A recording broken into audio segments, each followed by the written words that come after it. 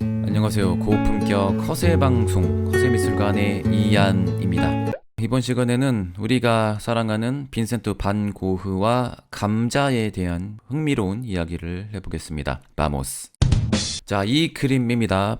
빈센트 반 고흐가 사실주의를 초반에 그렸거든요. 재밌는 것은 이 감자 먹는 사람이란 작품이 윌리라고도 부르는데 빌 헤미나라는 여동생한테도 편지를 보냈어요. 그 편지에 따르면 이 그림이 자신이 그린 최고의 작품 중에 하나다라고 굉장히 자부를 했거든요. 그럼에도 테오에게 이 그림 보냈을 때 그림이 너무 칙칙하고 어둡다고 그림이 안 팔렸죠. 근데 우리가 현재 좋아하는 별이 빛나는 밤이라는 이 작품은 그 당시 고흐가 그 작품을 그렸을 때만 해도 굉장히 마음에 들어 하지 않았습니다. 그러니까 그림을 그렸던 그 화가와 그림 감상하는 사람과의 갭이 좀 존재를 하죠. 이 그림을 그렸던 배경은 당시 네덜란드의 브라반트 지방의 뉘넨이라는 곳에서 이 집에 살고 있는 드 그루트 가족의 그 일상을 그린 겁니다. 저녁 식사 시간을 그린 거죠. 5명의 식구가 있고, 자, 이게 감자입니다. 감자. 이거는 커피예요. 커피를 따르고 있고, 매우 어두운 분위기에서 석유 램프 등이 있거든요. 이들을 좀 환하게 비추고 있죠. 배경이 어둡다 보니까 빛의 그 효과를 부각시키기엔 더 좋은 설정이죠. 자, 이런 설정은 렘브란트에게도 많은 영향을 받았다고 볼 수가 있죠.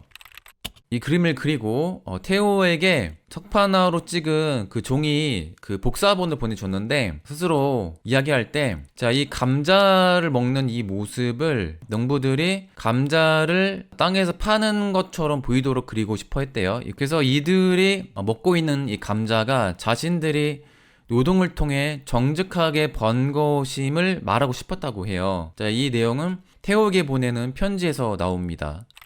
친구 라파르트라는 화가가 있었어요. 그 라파르트가 굉장히 안 좋게 평가를 합니다. 왜 그림 색을 이렇게 더럽게 칠했냐고. 그래서 이후에 이 평가를 듣고 이 사이가 멀어지거든요. 그 라파르트의 평가를 이제 반박하면서 나는 오히려 지저분한 색깔을 쓸 것이다. 탁한 빛깔 속에서 얼마나 밝은 빛이 있는지 사람들을 알지 못한다.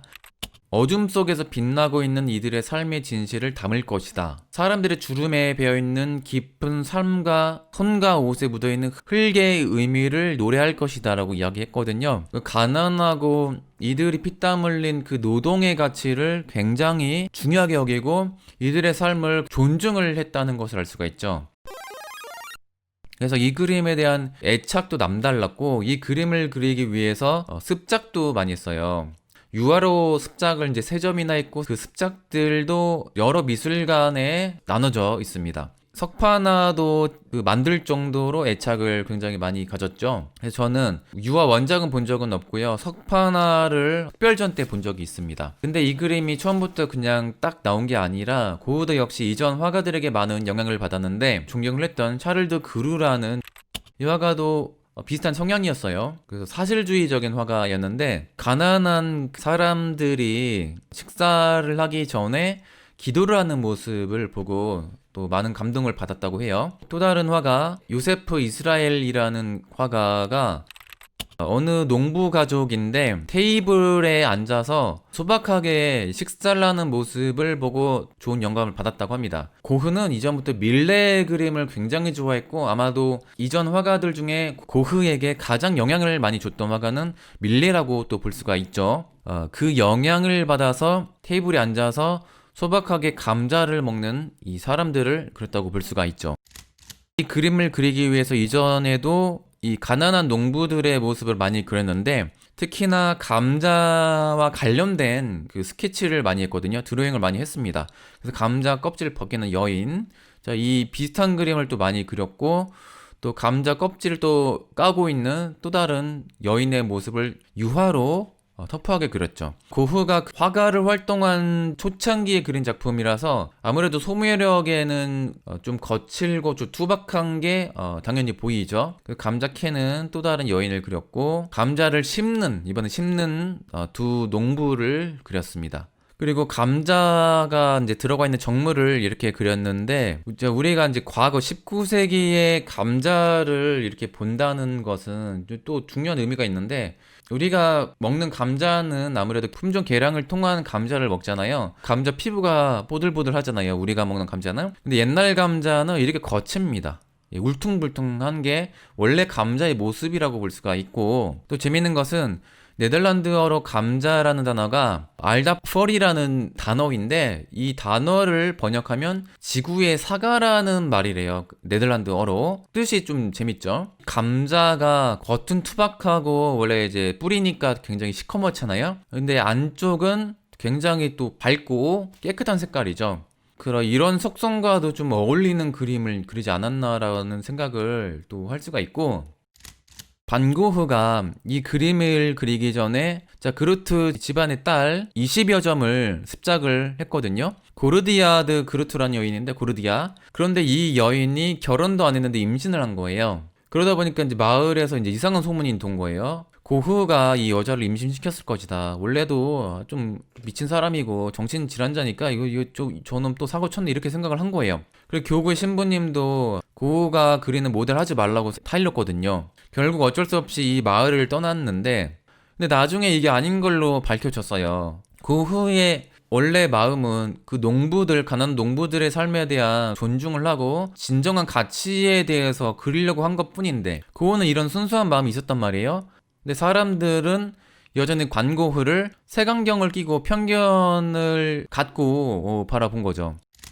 테오에게 많은 편지를 또 보냈는데, 저는 이 문구가 굉장히 또 인상적이더라고요. 하느님을 아는 가장 좋은 방법은 수많은 것들을 사랑하는 것이란다. 친구든 아내든 내가 좋아하는 무엇이든 사람들은 항상 더 깊이, 더 낮게, 더 많이 사랑하도록 애써야 한다.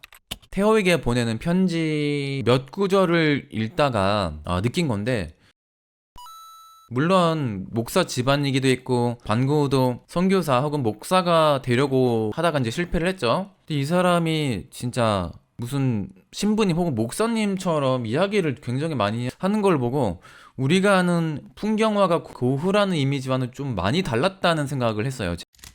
그리고 편지 글을 보면 어느 성직자들보다도 그리스도의 말을 따르고 그 가치를 실천하려는 사람처럼 보인 겁니다. 저는 감자 먹는 사람들이라는 이 작품이 고흐가 그린 현대식 종교화라는 생각을 했어요. 힌트가 여기 있거든요. 자, 이거를 확대하면 십자가가 있고요. 왼쪽에 빨강 색깔, 오른쪽에 파란 색깔이 있어요. 오른쪽 파란 색깔은 당연히 성모 마리아겠고, 왼쪽은 도상으로 봤을 때 사도 요한일 가능성이 많습니다. 그 종교적인 그 메시지를 전하고 싶었다고 저는 봐요. 이전에 아까 그 선배 화가들도 다빈치의 최후의 만찬 같은 그 종교와 영향을 또 받았고, 그리스도가 실천한 그 가난의 가치를 담은 그림으로 고흐도 봤을 거고, 이런 생각이 들더라고요. 그리스도의 그 최후의 만찬에서 예수님의 몸을 상징하는 빵 대신 감자가 있는데, 그리고 그리스도의 피를 상징하는 와인, 레드 와인이 아니라 네 잔의 커피가 있구나. 그렇게 좀 보이더라고요. 물론 고흐는 이런 의도는 아닐 거예요.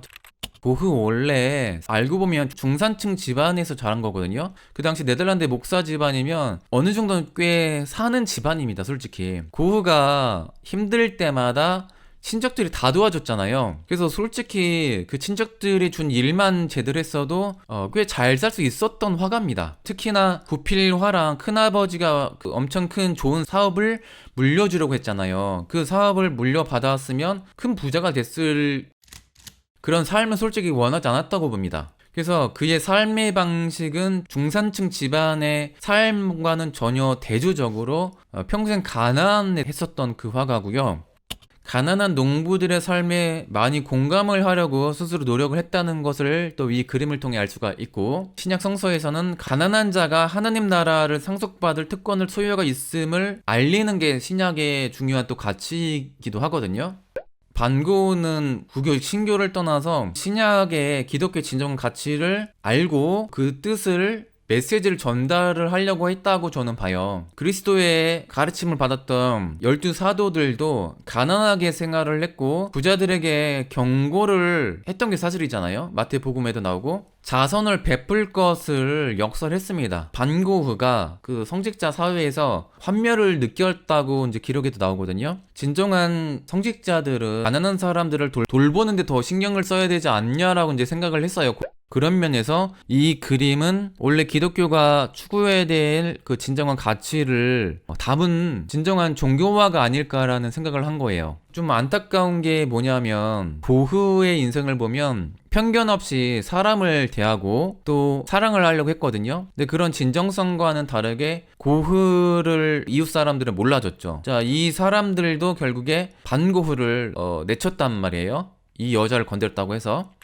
반고의 편지를 읽었을 때, 이 사람은 좀 억울하게 죽음을 당하고 희생을 당했던 그리스도 같다는 생각도 들기도 했었어요. 이런 면으로 봤을 때. 그래서 우리는 아주 이쁜 고흐의 후기 인상주의적인 말년의 그림들을 주로 좋아하지만 고흐가 본래 화가가 되기로 결정한 계기도 보리나주 그 탄광촌에서 가난한 노동자들의 삶을 보고 그들의 삶을 그리고 싶다는 그 강력한 동기부여에서 그림을 시작하게 됐고, 또 이전에 영국에 출장을 간 적이 있어요. 그 구필 화랑 시절에. 그때 가난한 노동자들의 비참한 하루의 삶의 일과를 보고 충격을 받습니다. 어떻게 이런 생활을 할 수가 있지? 사람이 최소한의 인간적인 대우도 못 받고 사는구나. 그런데 나는 이 그림 하나 팔려고 몇 푼 벌려고 이렇게 하는 행동이 얼마나 무의미한가. 그때 좀 회의감을 느꼈다고 알려져 있거든요.